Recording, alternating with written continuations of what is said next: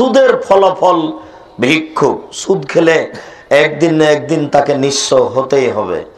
রাসূল সাল্লাল্লাহু আলাইহি সাল্লাম বলেছেন, সাবধান থাকো, মিথ্যা কথা বলে ব্যবসা করো না। কেন? ইয়ামহাকুল্লাহু বিহা আল বারাকা, ও দিয়ে আল্লাহ তার বরকতটাকে মিটিয়ে দেন। মানুষ যখন মিথ্যা কথা বলে বিক্রি করে কোনো জিনিস, তখন তার বরকতকে আল্লাহ মিটিয়ে দেন। জিনিসটা তো বাস্তবে বোঝা খুব কঠিন। এই কাপড়টার দাম 300 টাকা, আমি বললাম যে এটার দাম 1200 টাকা, তারপর আমি 1150 টাকা আমি বিক্রি করে দিলাম। তাহলে এক কাপড়ে আমরা অনেক লাভ হয়ে গেল। আমি তো নগদ টাকা দেখতে পাচ্ছি। এরকম যদি সকাল থেকে 10টা কাপড় বিক্রি করতে পারি সন্ধ্যা পর্যন্ত, তাহলে তো আমার 10-12 হাজার টাকা এমনিতে হয়ে গেল একদিনেই। তাহলে এর ফলাফল নিঃস্ব এটা কেমন করে হলো? কেমন করে হলো? 6 মাস পরে একদিন দেখবেন যে এই লোকটাই নাই, কোথায় পালিয়ে গেছে, ব্যবসাও হারিয়ে গেছে, সবকিছু উঠে গেছে, টাকা লাভ তো বহুদূরের কথা, লোকটাই নাই, ওই ঘরটাই বিক্রি হয়ে গেছে।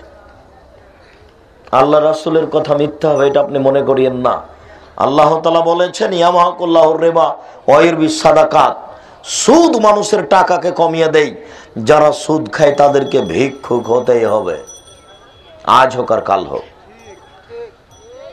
যে গ্রামের লোক সুদ খায়, সেই গ্রামের 2-1টা লোকের কাছে টাকা থাকবে, বাকি সব লোকের কাছ থেকে টাকা চলে যাবে, নিঃস্ব হয়ে যাবে। সারা পৃথিবীর কয়েকটা দেশে টাকা থাকবে, বাকি দেশগুলি ভিক্ষুক হয়ে যাবে, হতেই হবে। এটা সুদের ফলাফল আল্লাহ তাআলা বলেন। ওয়া ইরবিস সাদাকাত, দান করলে টাকা বেশি হয়।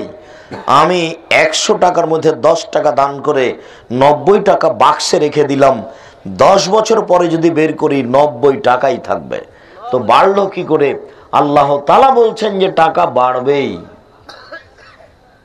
ওটা খুব বলা লাগবে না। এমনিতেই মাসের শেষে দেখবে যে অনেক টাকা ইনকাম হয়েছে, কোনো সমস্যা নেই, তাকে বলা লাগবে না। ওই 100 টাকার মধ্যে 10 টাকা দান করেছে, তাই 90 টাকা 10 বছর পরে 100 টাকা হয়ে যেতে হবে এটা নয়।